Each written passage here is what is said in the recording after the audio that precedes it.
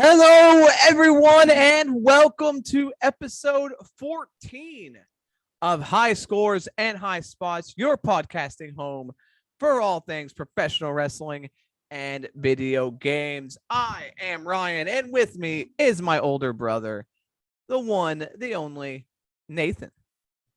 My God, can you believe it? Daisy's here.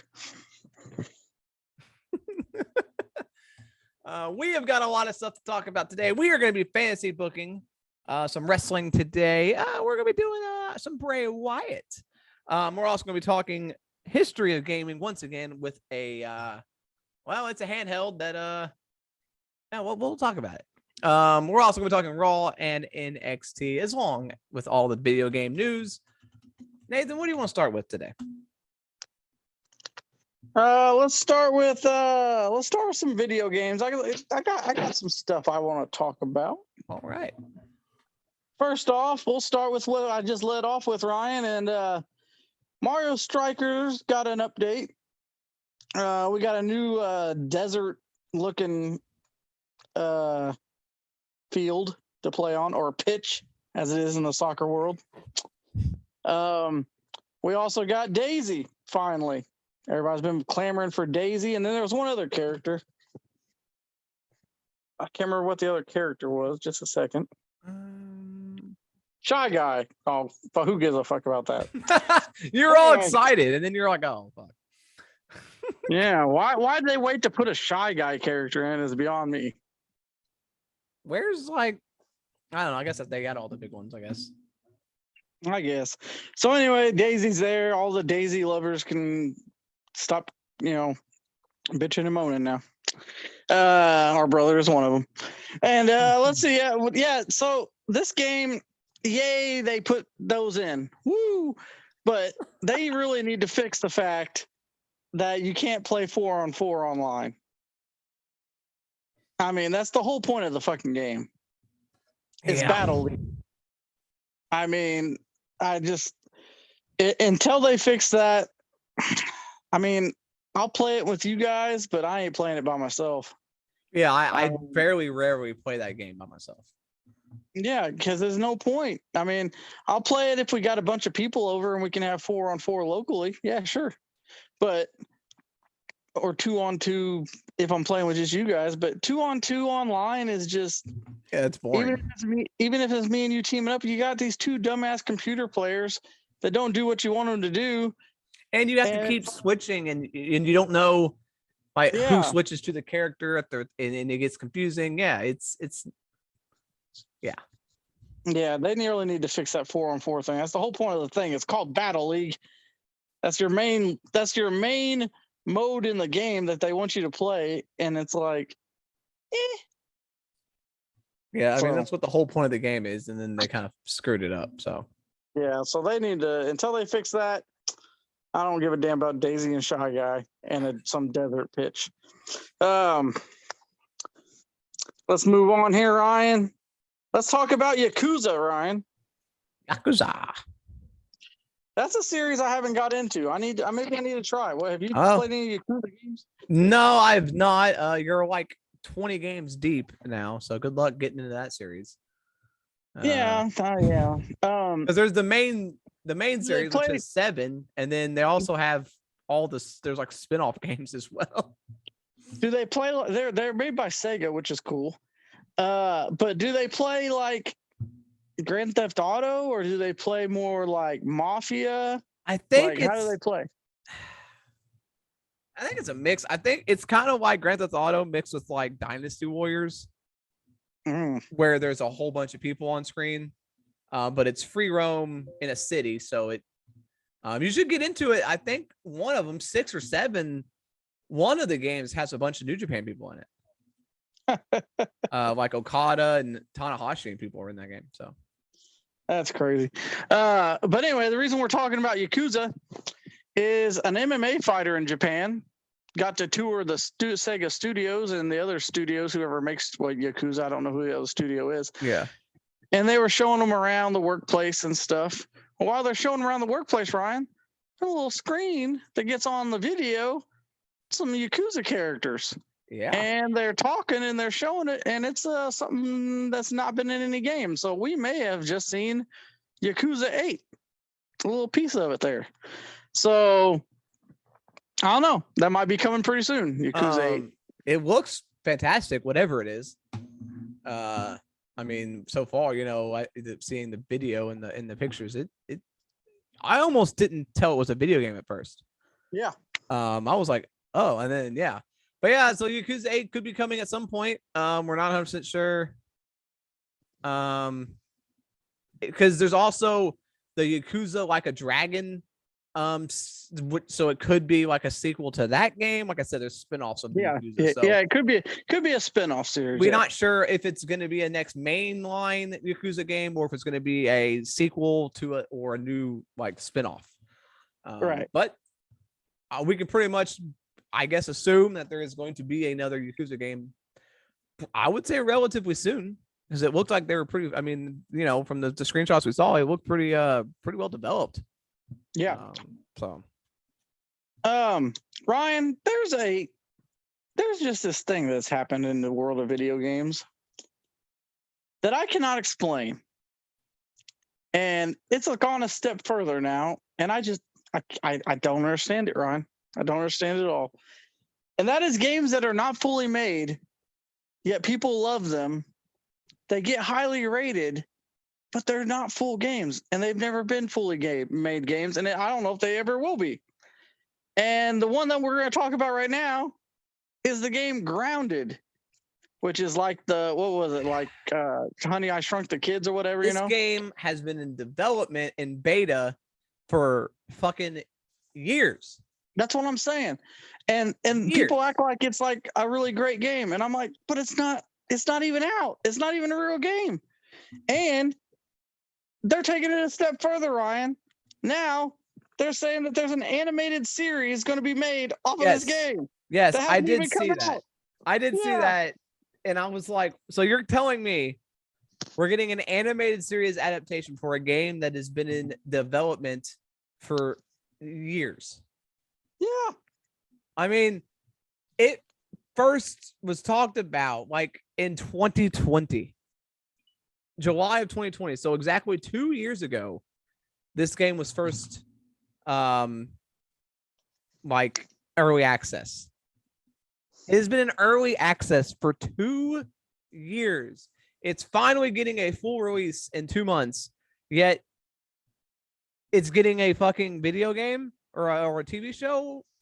What? I don't understand.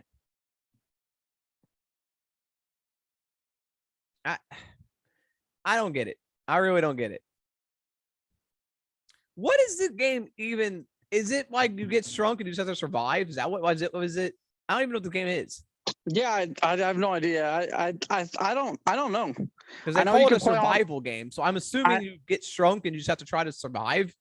I know you can play online with people, but I don't know. Is it like a quick play game, or is it a story mode where you're playing with people and you're going through a whole story, or is it just like a pickup? Like it's you could be played solo. That also has a 4-player cooperative mode set in the 90s.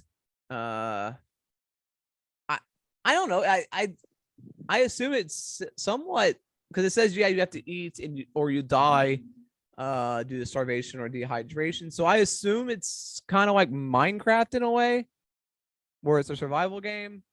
But I have no idea. I don't understand why this game has been in development for this long. Yeah. But apparently it's getting a TV show. Apparently 10 million people have played this game, which is insane. I don't understand it. I guess it's a good game. I may have to check it out if it's actually going to become a real game, because I never played it because it kept saying early access, so I never played it because I just was like, well, what the fuck? All right. If it actually comes out, I may actually check it out to see what this game's about. But yeah, we're getting a series based on a game that's been in fucking developmental hell for 2 years. Makes zero sense.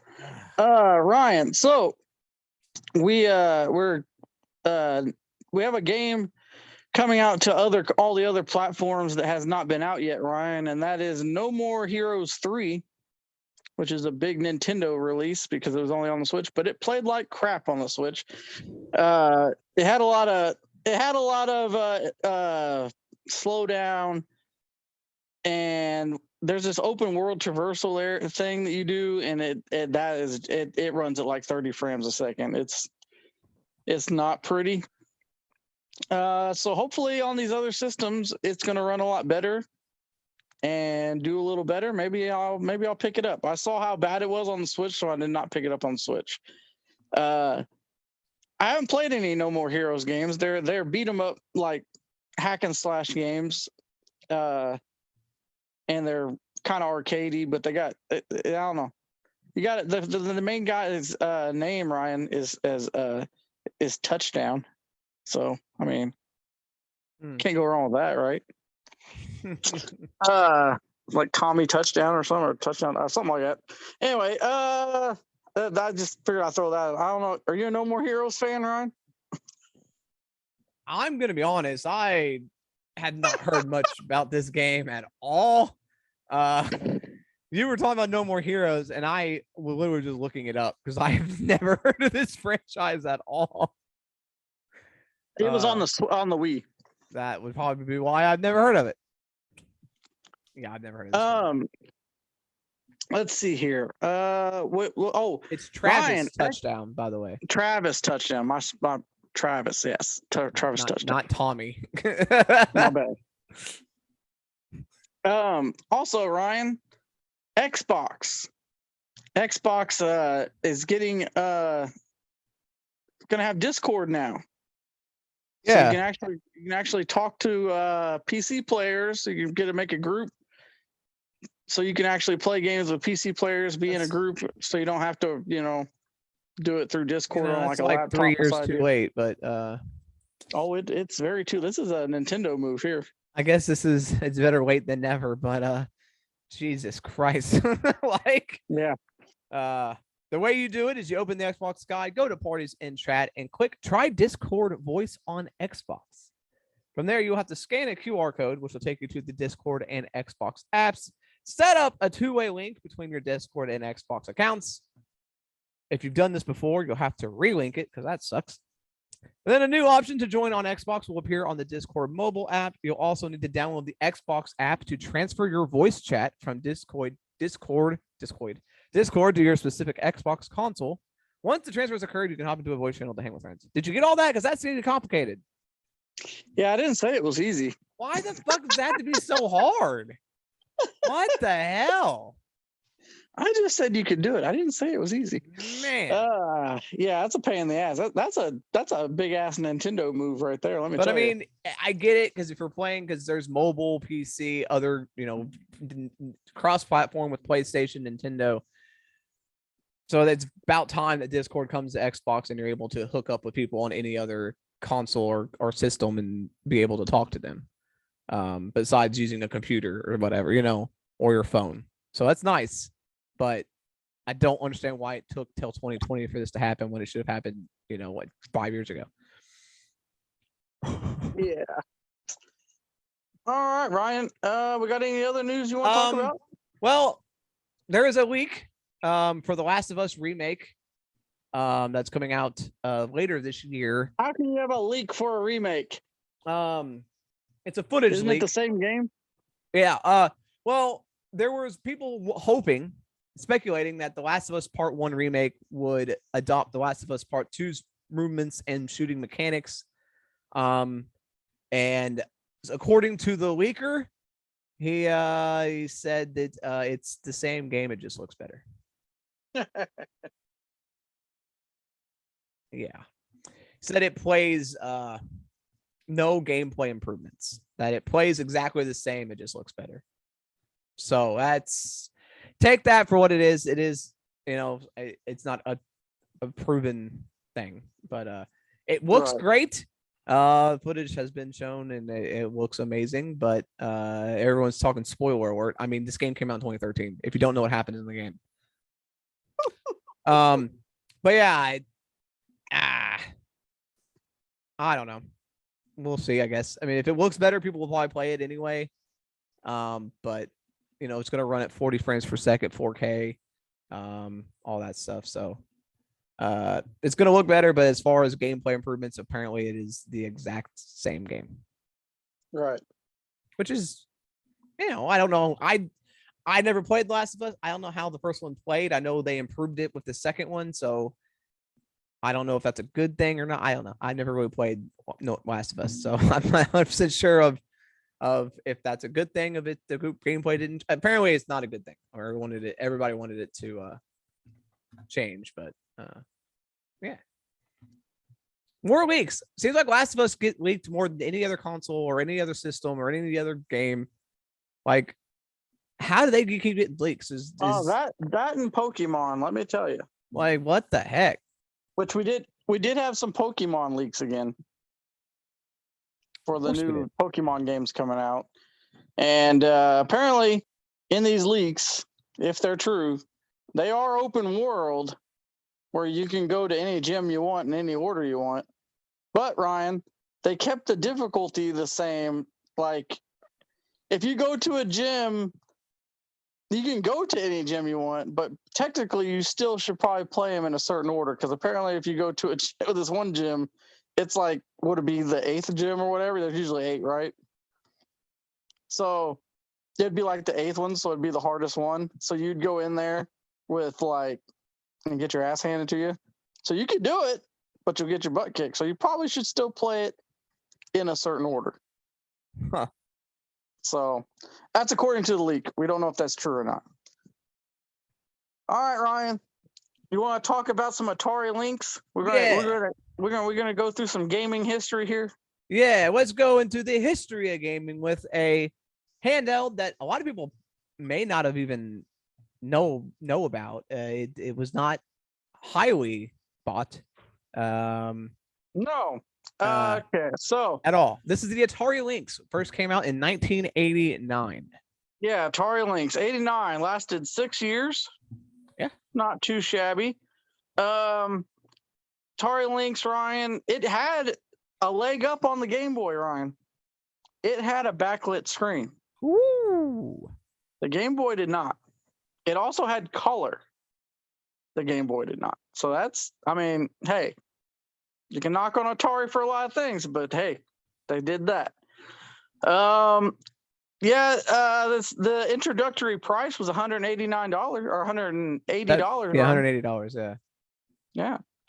They only sold 3 million units, so not a hot seller there. Yeah. The battery life was not great on this, probably because of that LED screen. I think it took a lot more batteries than the Game Boy also, so not good. But yeah, man, this console, people it didn't sell good, and it didn't get a lot of the Atari abandoned it pretty quick. But for what it was, it's pretty cool. The buttons are weird. You have you hold it, and you got 2 buttons on the top, and I don't even know how you hit these 2 buttons on the bottom. Yeah, I'm looking at the system. It is, you got the D-pad on the left side, in the in the center, it looks. Yeah, you got to have your thumb in the center there. Yeah, it looks like it'd be very uncomfortable to hold because of how big this thing is, and not really big, but the size of the game or the system. But then the control, the D-pad's in a weird spot. Yeah. Well, not only is that in a weird spot, right? The speaker's in a weird spot because the speaker is where your thumb would be resting if you're not hitting any buttons. On the right side, yes. Which is okay. And yeah, you got 2 buttons near the top, and then you got 2 buttons near the bottom. I don't even know how you'd hit those. You'd have to bend your thumb in a weird way or move your hand down and almost drop the console. I don't know what they were thinking with that design. Pretty sure a lot of games didn't even use that, because this is basically Game Boy era. So most games only use the 2 buttons anyway. So, well, I think what it was designed for. I see what you're saying. To be it right or left-handed. You could play it either way. Like, I see. but I don't know if any game actually used all 4 buttons. I'm sure if someone did, but that's just confusing though. To have like 2 buttons on the top, 2 buttons on the bottom. So does the screen flip? That's what I'm wondering. Well, there's a flip button. Oh, okay. There's options, restart. Well, it says flip. I don't know. I think it's to push like 2 buttons at the same time, and then it flips the screen. So okay, well, it is kind of interesting. It's high tech. Look at that. But honestly, who is there that many? I'm left-handed, but I have never wanted to play a game with my left hand being the action button and my right hand. You know what I mean? Yeah. Like every video game system ever, the controller is your left hand does the motions, your right hand pushes the buttons. Right. So I don't know why you'd want to flip. This was designed by somebody that did not understand that. they thought we're being a genius. Yeah. I mean, it's different. I don't know if it was. I don't know if anyone ever actually used it, but it is different. One of the other cool features, it was able to be hooked up with 8 other. Well, it says up to 15. The original way they did it was with a Conlink system, which was used infrared links, but that was changed before the final release because apparently, if someone walked in front of the red infrared rings, and it just completely it would be interrupted. So they changed it to a cable system, where you could hook up 8 players together. Each cable would connect 2 machines, and then you could connect it through a chain. That sounds complicated. Well, not only is it complicated, but let's be honest, Ryan. Just like we talked about that one time with the Atari Jaguar, how many games are they actually going to make that actually utilize this? Because the Atari Jaguar had one game, yeah, that you could play 8 players, yeah, and that was White Men Can't Jump Basketball, and that's the only game they made like that. The Atari Lynx had the only 8-player game. Here we go again. Is Todd's Adventures in Slime World. That's the only game that went up to 8. So again, they made this system where it went up to 8 things, yet they only made one game that would go up to 8. So, oh boy. Again, Atari's gonna Atari here. Yeah. Jeez. We keep talking about Atari, and then every time they end up doing stuff that they think they do things that are you look at them, you're like, wow, that's different. But then you think, well, they didn't really utilize it, so maybe maybe they should have just stuck to, I don't know, making more games that people wanted to play. But yeah, this Atari Lynx, though, overall, it was different. There wasn't a lot of handhelds out there. Yeah, the Game Gear, and the Game Boy were the main 3. Yeah, the TurboGrafx one that was hardly, I think probably less people played it than this. And then you had the Neo Geo Pocket, and that was it.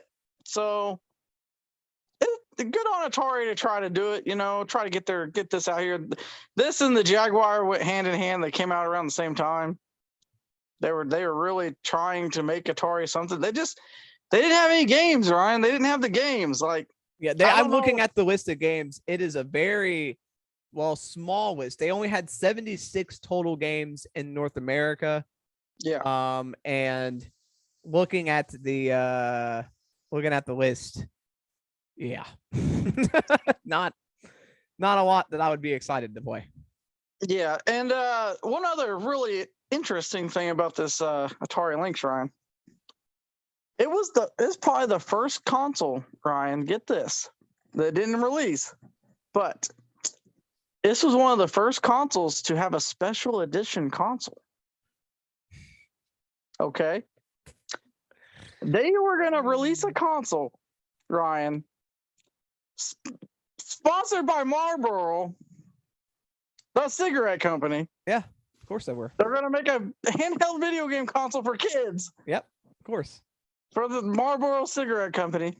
It was going to be red and white, it was going to look like a Marlboro pack of cigarettes. Yep. And it had the game Marlboro. What was that game called? Marlboro something. It was a motorcycle game. Yeah. Anyway, it never got released. Thank God. The console never got really released. I think there may be a couple out there that people have bought that were like somebody leaked them out or something. They got Marlboro Go. Marlboro Go, yes. Yeah. It is an unfinished motorcycle game. You can play a ROM of it online, but my God, I cannot believe that they were going to release. Yeah, there. If you look, they would have been the first, though, Ryan. They before PlayStation and Xbox. There was the Atari Lynx. If you look at Google, there are a bunch of images about what was supposed this console was supposed to look like. It's red. It has Marlboro Adventure Team on it. A Marlboro Adventure Team. Yeah, that's insane that they were gonna. But it was the 80s and the 90s. I mean, that shit. That's how it went. Just because we did it for everything else we've done. $180 in 1989 comes out to $430 today due to inflation. That's a pricey handheld. So that's in comparison. I wonder what was the Game Boy when it launched? What was its starting price? I think it was like $150. $89.99. Oh, never mind. I was way off. It was only $90. So yeah, so it had a whole, basically $100 difference between. Yeah, it was doubled almost. Yeah.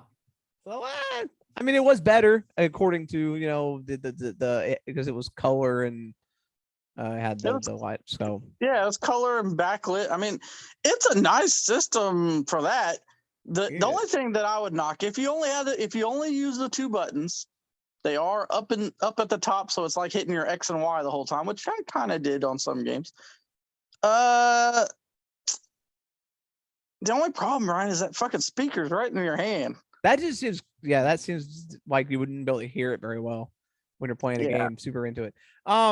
This is a console that, like we said, it died in 1995, but there are a bunch of people who have made games for this up until like 2017.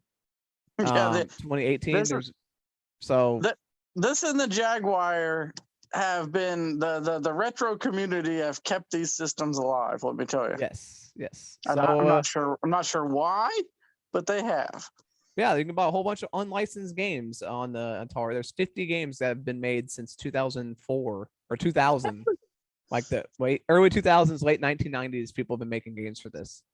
Yeah. So, Atari tried, along with all their other systems, it had some early success, but then eventually that success died due to just not having the game support and just other consoles coming around and,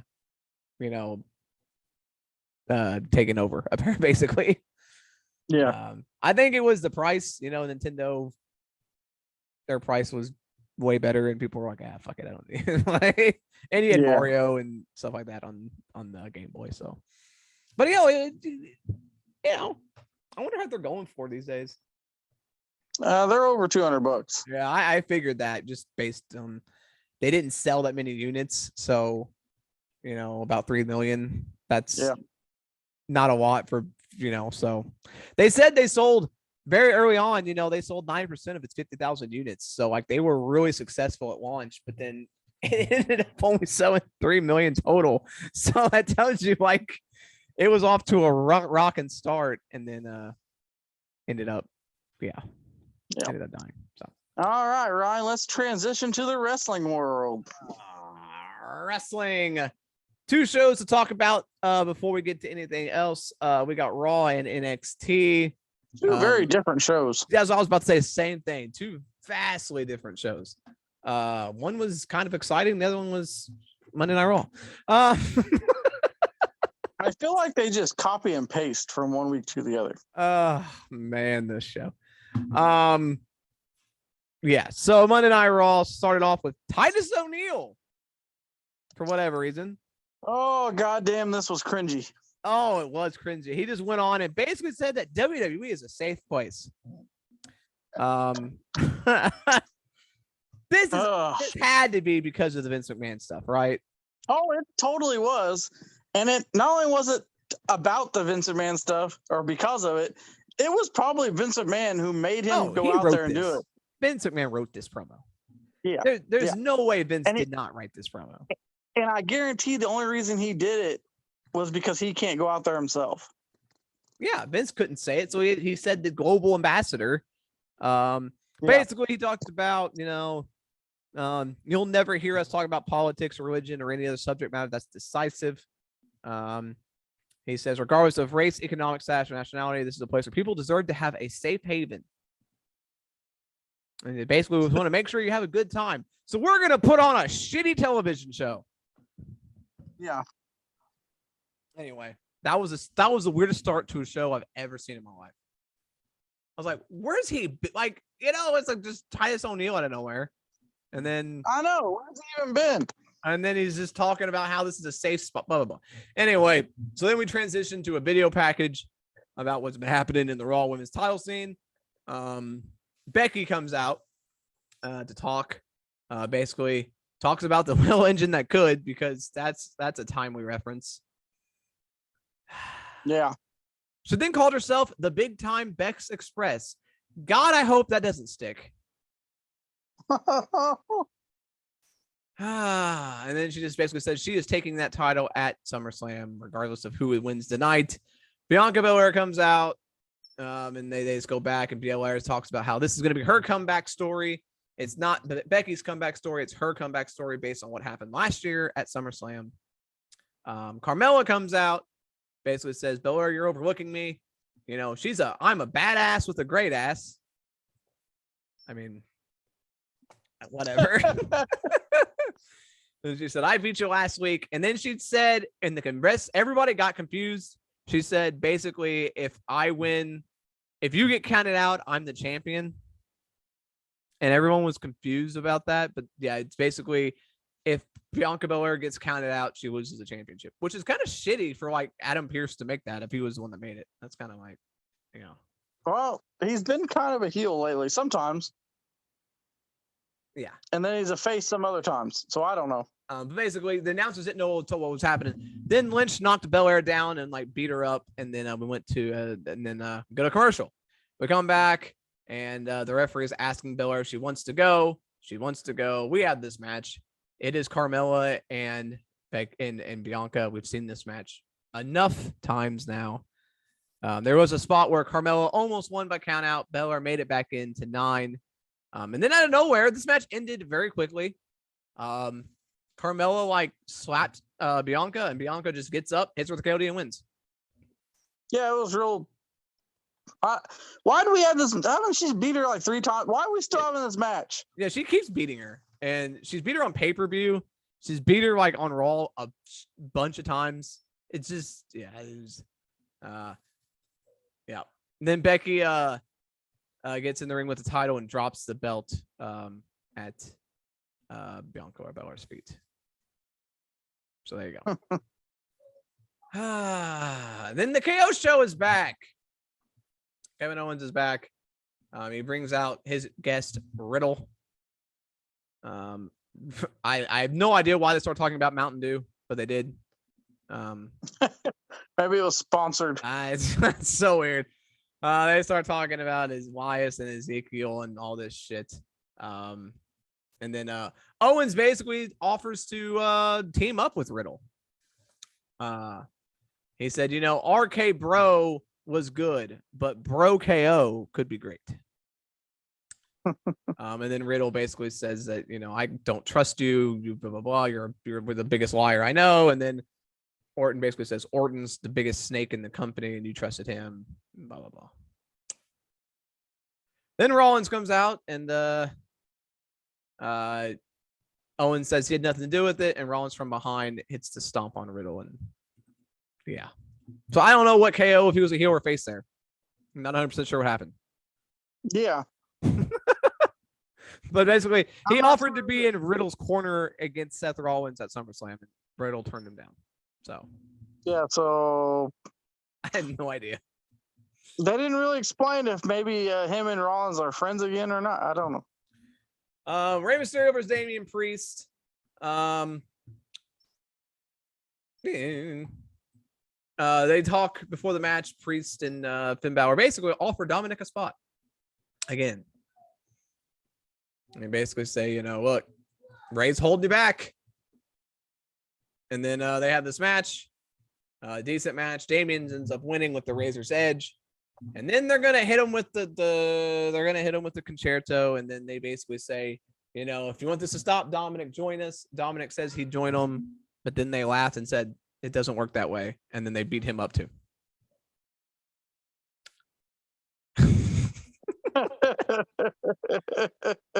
What the fuck? I don't know. They had him, but then they did cut a promo later and basically said that we know you were only joining us because we were going to beat your father, but you said we're going to beat up your father unless we join you. Unless you join us. Yeah. And then after they had a promo where they kind of explained it, where they were like, he should have hit him with a chair. Yeah. And if he would have hit him with a chair, it showed his truth. Like, yeah, whatever. It's lame. Then they said that they're gonna basically end the Mysterios once and for all. And I'm like, you've already beat him twice. Yeah, what more can you do to him? Yeah. So they basically offered him a spot or they kill his father. He offered to join them, and then they said no. That made no sense.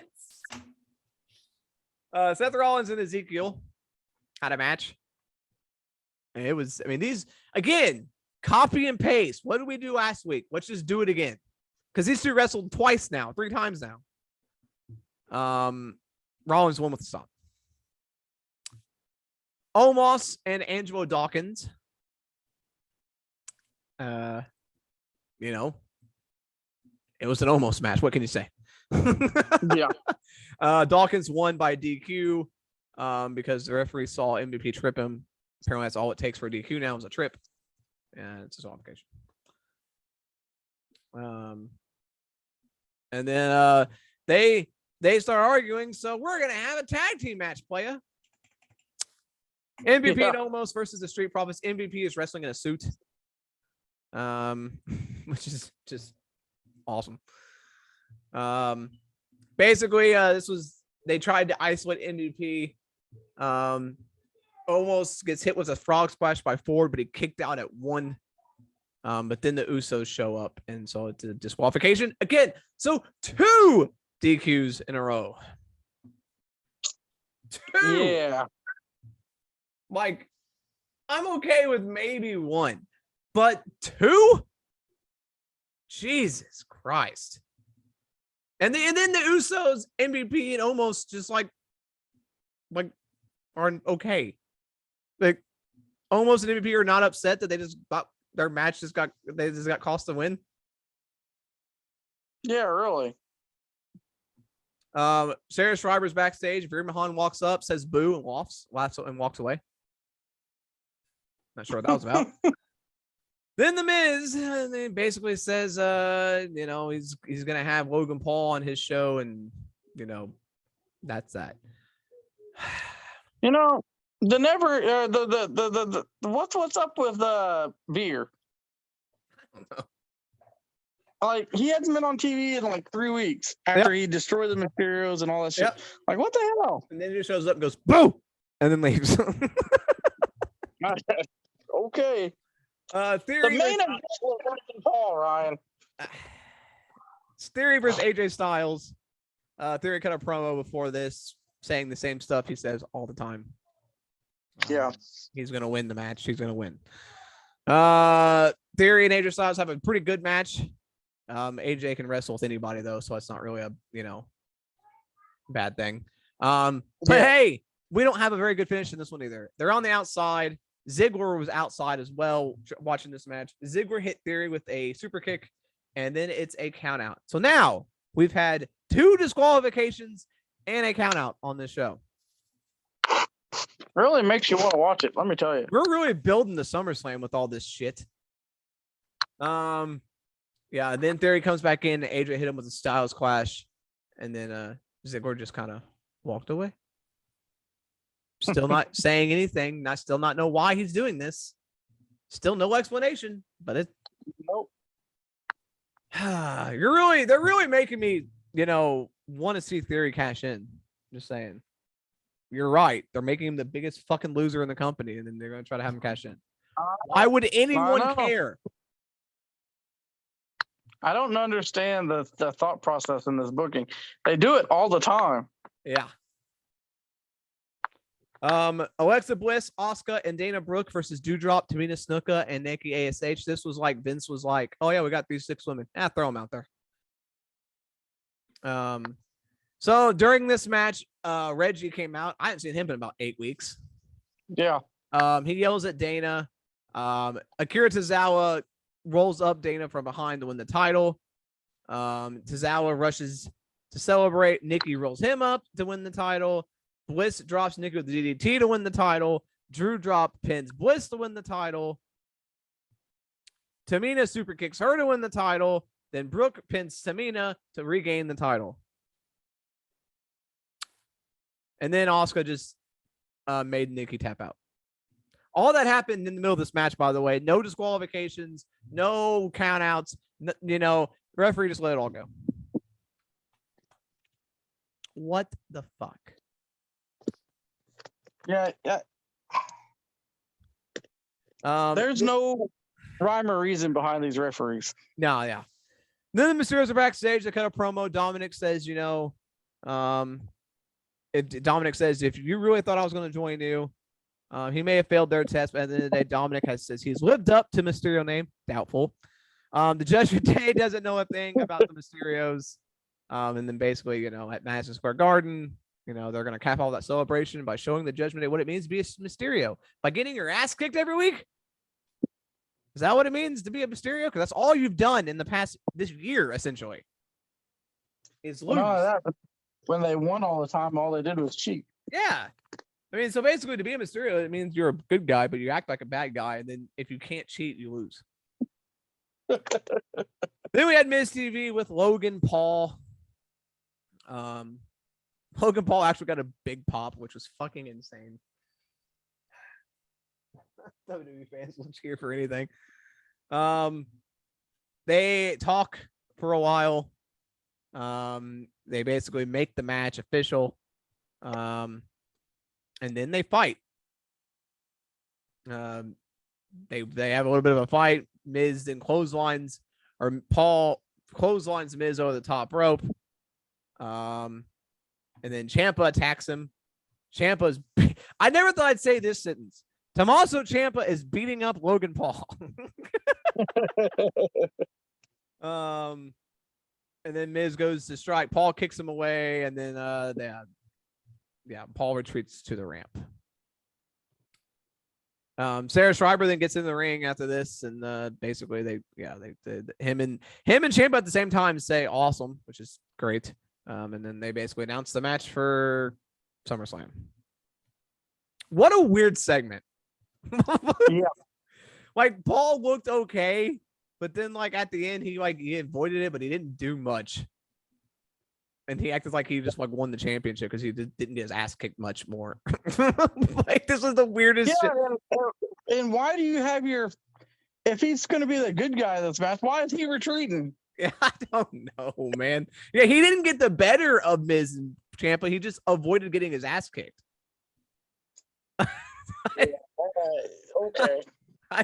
Dude, I'll tell you, that was a main event segment. By the way, everybody, that's how we went home on this show. God damn.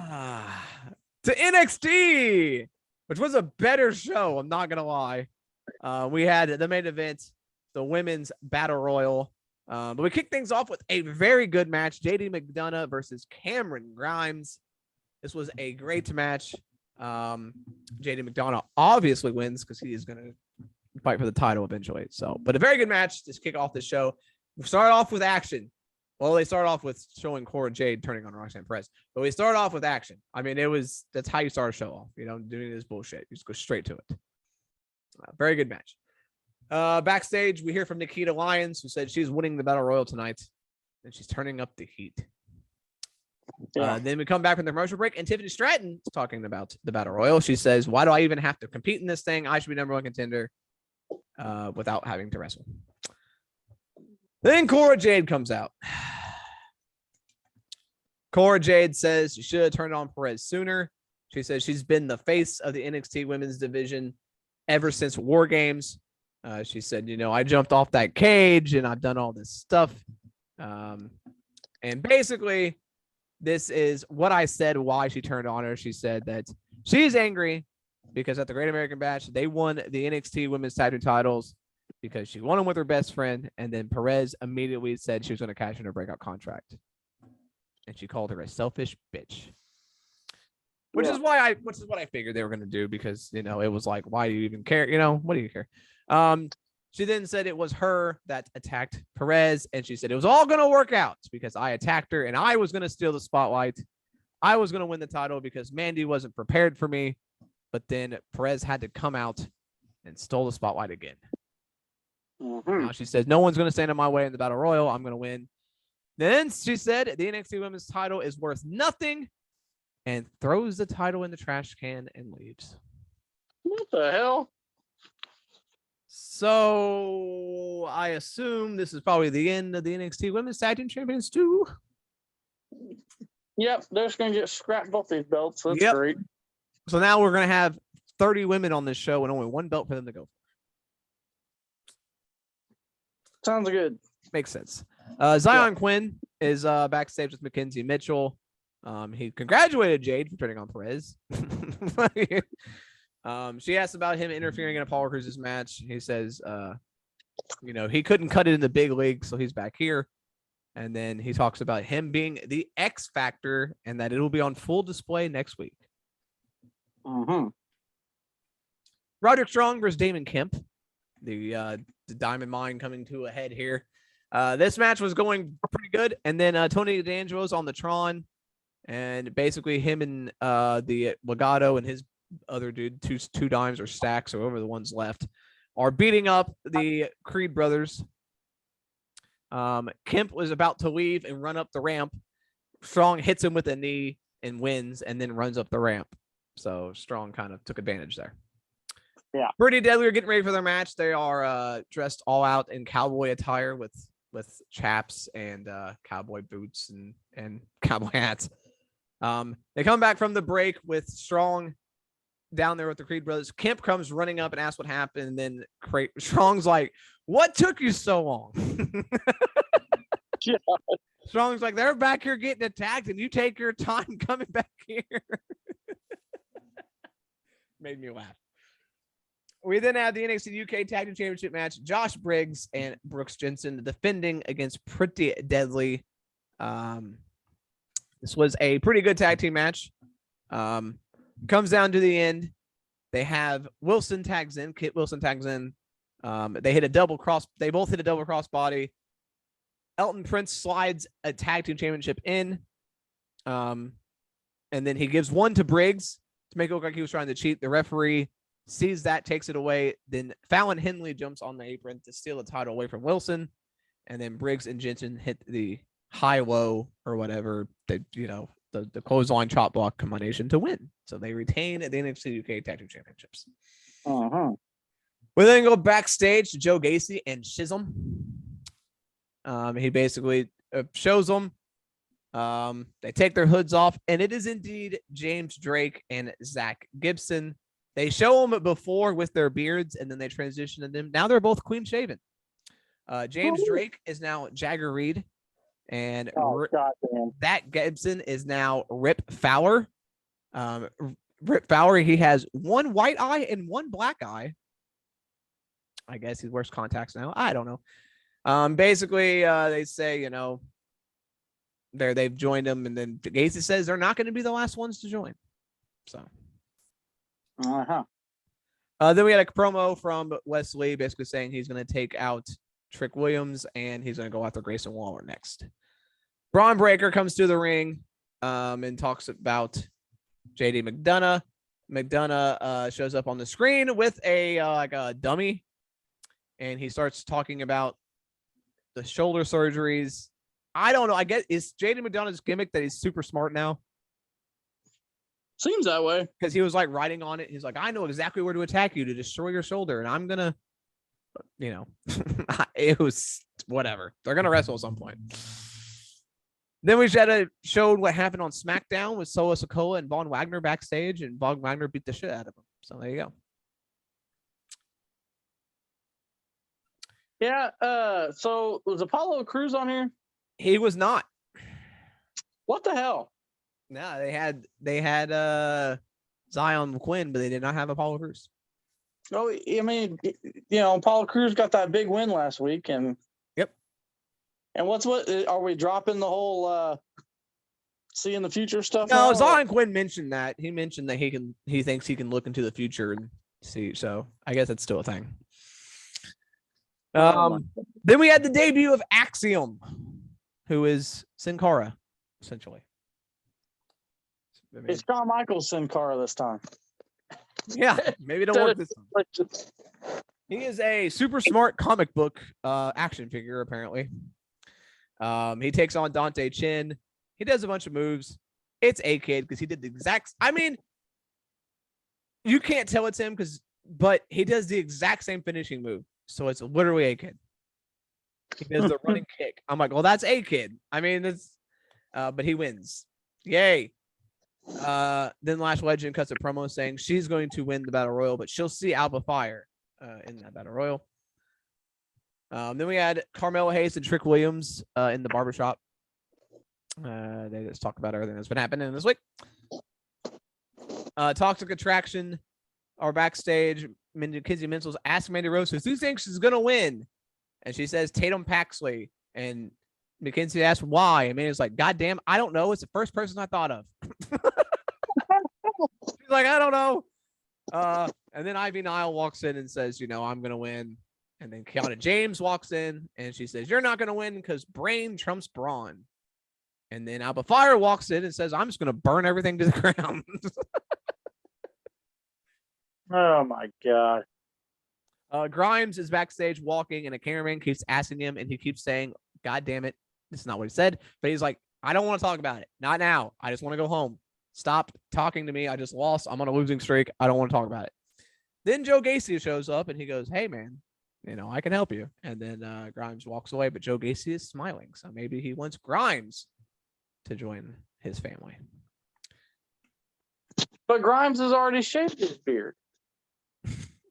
Well, he's going to shave it all the way off now. He's going to shave his head. Oh, God. So then we have the 20-woman battle royal. Cora Jade is out, and everyone thinks this is the last entrant. But then Zoe Stark makes her return, and it's apparently she was the one behind the QR codes the last couple weeks. Well, that makes sense. Not at all. Well, I kind of, because I think the date of the QR code was when she got injured. Uh-huh. But we had the 20-woman battle royal, with everybody in this match. Wendy Chu did a spot where she gets kicked out of the ring by Tiffany Stratton. She lands on her butt on her pillow. She then stands on her pillow and gets back into the ring. And she's still in this match. That's now ridiculous. I'm all for having spots like this, but I feel like the whole 2 feet must hit the floor thing has been completely just taken way too seriously. Like, if you get thrown out of the ring over the top rope and you went on your butt, you're out. Yeah. Like, good Lord. We get down to the final four. It is Stratton, Lyons, Starks, and James. Lyons gets sent over the top rope by Tiffany Stratton. Stark ends up eliminating James. We are down to Stratton and Stark. They both end up on the apron. And then Starks ends up Zoe Stark eliminates Tiffany Stratton, but then Cora Jade comes back in and she was never eliminated. Tries to attack her from behind, but Starks just throws her over the top rope to win. So Zoe Stark is back, and she is the new number 1 contender for Mandy Rose's NXT Women's Championship. And that is the How do you feel about it? I liked Zoe Stark before she got injured, so I'm actually okay with it. I always liked Zoe Stark. So I feel like she was on the trajectory to get a title shot before she got injured anyway. So this makes sense to me. I mean, I'm okay with it. I mean, other than her, who else on this roster being a face is going to get a title shot other than obviously Alba Fire deserves it. But other than that, no one else really is, at the level. So I'm okay with it. I like it. I like Zoe Stark. I think she has a pretty good future, and we'll see if she can end up ending Mandy Rose. Mandy Rose is like the 4th or 5th longest title reign now, by the way, which is crazy. That's ridiculous. She's had a longer title reign than all 4 members of the 4 Horsewomen. That's oh my God. All right, Ryan, let's do some fantasy booking. Okay. We're going to fantasy book Bray Wyatt and how do you think he should have been booked in this company, Ryan? Yeah. So we're talking to clarity. This is not just The Fiend. This is Bray Wyatt from when he first arrived in WWE, not NXT, but in WWE. I'm gonna let you go first because you posed this question to me, and I have racked my brain to try to think of this, and I'm not coming up with much here. So, how I feel he should have been booked is I feel like the way he should have been booked is at the beginning when they first showed up, it wasn't bad. I was gonna say the same thing. I liked how he started. Yeah. I feel he should have got some more people in his stable. The way it looked when they were first doing the promos, when he had all these guys sitting around him in a campfire and all that stuff, I thought that they should have kept bringing up NXT people and putting him in his group. Okay, so I would have it would have been like the Ravens flock, kind of. He's bringing in all these people. Kept the supernatural stuff out of it for the most part. Okay. Yeah. Just make him more of a cult leader. Okay. But slowly, you could have a little more supernatural. And then when he gets up to The Undertaker, because he did eventually fight The Undertaker at WrestleMania, do that way before Brock Lesnar beats The Undertaker, by the way. Yep. Instead, have Bray Wyatt beat The Undertaker, okay, at WrestleMania. Then he gets his supernatural abilities because he beats The Undertaker. He is now the supernatural guy and can carry that mantle because Undertaker honestly stuck around way too long. And Bray Wyatt could carry that mantle of the supernatural guy. And as stuff moved along, he could have got a decent title reign and all that jazz. That's fine. But as they moved along, his group would slowly fall apart, and you would have like Luke Harper, R.I.P. Luke Harper. Mm-hmm. You could have had him turn into the Mick Foley kind of character, and they could have had their Hell in a Cell match, Yeah. And Luke Harper could have maybe won this Hell in a Cell match, and then next thing you know, Luke Harper's like a huge name, a huge star, if you will. And he could be the hardcore guy in WWE now. And then you have Eric Rowan, never have him talk. Just keep him away from the microphone. And he could be like your Kane. He could have been your new Kane. If you would have gave him a cooler moveset and just booked him a little better, he could have been your new Kane. Yep. You could have had a Kane, a Mick Foley, and an Undertaker right there. I mean, and then eventually, yes, maybe he would have grew into the Fiend and all this other stuff that he did, because it was okay for what it was. Well, I don't think he would. If he would have been booked right, there would have been no need for the Fiend. True. I think the Fiend stuff probably would have eventually happened anyway, because that's kind of what Bray Wyatt wanted to do. Yeah. He's kind of a kooky guy. The Fiend is a whole nother animal that. Yeah, but you could have done that years down the road. You could have done that years down the road. Yeah. And so I that's the way I would have done it. I would have done book him strong for one thing. He never won his feuds. No, and that was basically the thing I was gonna say. I'm pretty much along the same lines as you. I mean, one of the biggest mishandlings of a character ever. Yeah, in WWE. I was along the same lines. How he debuted was fine. His feud with Cena was great. Which one? The one they had the little kid and all that shit. Oh yeah. That was a good. I liked. He should have won it. Oh, absolutely. Obviously, this has been WWE's problem. The for Randy years. Orton one was good. Yeah, but he should have won that. I think the main thing with Bray Wyatt is, yeah, he never got to win his feud, so he was never taken serious. I think you have him debut the way he debuted. That was fine, beating up, all the younger people. And then he went immediately into his first feud with Kane. Perfect start. Because you take out Kane. He won. Keep that exactly the same. The Ring of Fire match, he beat Kane. That's great. I had no problems with that. I like you. I think his group should have been, even if he just had a bunch of people who were never going to wrestle, just a bunch of wackies. I know he had Harper and Rowan, but I think he should have just had a whole shit ton of people, because that'd been different. WWE never has a big group like that. He could have just had like 20 people just like walking out with him all the time.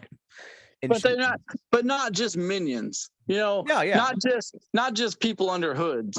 You have 20 people, but they're all different. Yeah, they all look different. Because the thing with Wyatt and Rowan, like, we never got their background. Harper and Rowan. We never got another one of any of them. They should, like I was saying, you slowly build it to where there's dissension. Like, I don't know, maybe you get this little tick in Luke Harper where all of a sudden he starts, showing a little more emotion or something. And then when their feud actually takes off, you start to you know how Bray Wyatt likes these movie things that he did, right? You do a little movie where you show him kidnapping Luke Harper, who was a truck driver, and he takes brainwashed him. Yeah, brainwashed him from the side of the road, and whatever happened with Eric Rowan, who looked like he was escaped convict or whatever the hell it was. It looked like he was like a janitor, honestly. Okay, janitor, sure. So, I mean, here's what I think. Here's my backstory for the Wyatt family. Mm-hmm. He didn't kidnap him. My backstory is Harper and Rowan were just lost souls. They were two guys who were, like you said, Rowan looked like a truck driver. That works. Rowan was like a janitor and Harper was like a truck driver. And they were both just guys who were just going, they had no families. They were just two dudes who were lost. And Wyatt, in his weird, twisted way, saved them. And so he's like, because his whole thing was he was like a cult leader, yeah. So he was like, it kind of brainwashed them, but they willingly went, because that's how most cults start. They willingly go. And then, eventually over time, Harper and Rowan both start this, they're WWE superstars now. They're main guys. They start to see that, we're not lost anymore. We don't need you to hold our hands. We don't need you to lead us anymore. And then that's where Luke Harper's personality, his actual personality he had, could have came out. Yeah. And then, like you said, they could have led to a huge Mania. That could have been a Mania main match, Luke Harper versus Bray Wyatt. Mm-hmm. And Rowan could have been there too. Well, like I said, Rowan could have been your Kane before before Kane started talking and took the mask off. Rowan could have been your Kane. Yeah, don't let him talk because he can't talk that well. They should have just let him wrestle with the sheep mask on, honestly. Yeah. Yeah, I mean, because I don't know if you could see out of it, but yeah. I'm kind of in agreement with you. I don't know if I ever would have gave him the title. That's the one thing where it's like, I was happy he won it, but I don't know if he ever needed the championship. If he was booked strong and it was a feud that it was like, if he's going to win the feud, he has to win the belt. Yeah. And then he just keeps going strong. And then it's like, who can take him down? Yeah. If they would have done it that way. Yeah. That would have been cool. Okay. But I'm agreement. WrestleMania 30 should have been Wyatt versus Undertaker, not Undertaker versus Brock. Yeah. And Wyatt should have been the one to end the streak. Mm-hmm. I would have ended it at 30 because that's the perfect spot to end it. It's a round number. Yeah. You know, it's a perfect spot, but I know WWE doesn't need. They always say it's about the brand now. It's not about the stars, so that's why they don't make new stars. But yet then they complain they don't have stars. But yeah, Bray Wyatt was a slam dunk. Yeah, he was. He was a slam fucking dunk. And honestly, Luke Harper and Eric Rowan could have been too. If they just would have booked them different, they would have. Yeah, they didn't book them at all. They just looked. Bray Wyatt was such a punk for most of his career. He just always looked terrible. I mean, Bray Wyatt wasn't even on the goddamn. He wrestled John Cena at WrestleMania 30. He lost, obviously. Should have just done fucking Bray. And Cena could have wrestled Brock. Just switch those matches. Yeah. Do Cena Brock. Do the Bray Wyatt Undertaker feud a year earlier than you did it. Because they wrestled the next year, which meant nothing because Undertaker had already been beaten. Exactly. So you should have done it then, had Wyatt beat the Undertaker. Then, if you wanted him to take the title, he's the one to take out Daniel Bryan. They had a feud earlier, before all that. They feuded before. It makes sense. And he could have been the ultimate heel because he's the one that ends Daniel Bryan's fucking reign. Exactly. And then he could have held on to it till next year's WrestleMania and fucking lost it to somebody. And then that's when him and Luke Harper start feuding. It would have been great. I think we did a good job here, Ryan. That was the first time I think we just booked together because you pretty much nailed what should have happened. I mean, such a missed opportunity. Bray Wyatt is, and here's the thing with WWE. This isn't just Bray Wyatt, but it's shit writes itself. If a guy like me who just watches wrestling can write it, then you would think people that they pay to write shit could write this. Well, talking about writing itself, look what we booked for Money in the Bank. Look what we said we wanted to see happen at Money in the Bank. Yeah. We laid out 5 scenarios that were intriguing, could have been great television, would have been great. They're 5 scenarios way better than what they gave us. And every scenario we gave made sense. Austin Theory made no sense. Yeah. And that's WWE. Everything they did with Bray Wyatt made no sense. No, it made no sense. It's just lazy booking. It's like, hey, we got a heel. He's a heel that's got a group. So there's always that fear that he could beat anybody. But then so that way we can have the face beat him. And he never beats anybody. They just recycled that over and over. Yep. He would get one win. Like he fought Cena, he'd beat him. But then the pull-off match, he'd lose. Daniel Bryan, he'd beat Daniel Bryan. Pull-off match, he'd lose. Randy Orton, he'd beat him. Blow-off match, he'd lose.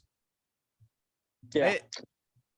And just like with this Austin Theory thing, I don't want to get going too long here, but that Austin Theory thing, it's just the laziest thing they could have done. Oh, it's Vince McMahon's guy. Adam Pearce comes out, who is normally a face, but now he's going to be a heel and throw fucking Austin Theory in here for some reason. And then for no reason, it felt so forced. And he didn't really even do much in the match, and he wins it. And it's just lazy. It's just lazy. They don't have to try. They don't want. It's like, Vince McMahon always talks about, we gotta make compelling stories. And when he's on the Pat McAfee show, he's talking about, we gotta make good shows, good stories. Dude, that's just all talk, because all it is let's get by doing the laziest and easiest stuff we can do, so we don't have to pay a bunch of people to write good shit. Let's just. I mean, people are gonna watch it. Let's just put out the thing with Bray Wyatt and with everyone in general. Bray Wyatt, WrestleMania against John Cena, the Firefly Funhouse. That was all Wyatt and Cena. Yeah. They wrote that shit. And you look how compelling that was. See what happens when you give the wrestlers some fucking freedom, what they can come up with? Yeah. Fucking hell. WWE just, they botched this whole thing. Bray Wyatt could have been the biggest star they ever had, or one of. He could have been like the new Undertaker. He could have been the new Phenom. He could have been the new big thing, that the unbeatable guy. And when he switched to the Fiend, he could have been a face. He was he would have been a horror movie guy, but people like horror movie guys, and he could have been that could have been his Undertaker face moment. Yep. Instead, they botched it all. They botched everything. But that was fun. That was really fun. That's gonna do it for this episode. Again, leave us some comments on Twitter or email us how you would have booked The Fiend or Bray Wyatt in general. How did you feel of his overall run? Because I think we both stated that we were highly disappointed.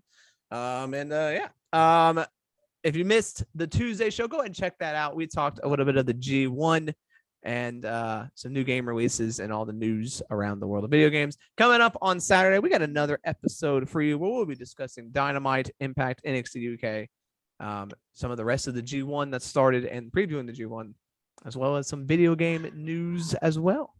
So thank you for listening. We appreciate you. Follow us on all the social media at SabraiENT. Email us at SabraiENT1@gmail.com. Thank you for listening. Subscribe, like, all that fun stuff. For Nathan, I am Ryan, reminding you to always hit your Jesus Christ. To always hit your spots and set your scores. Later.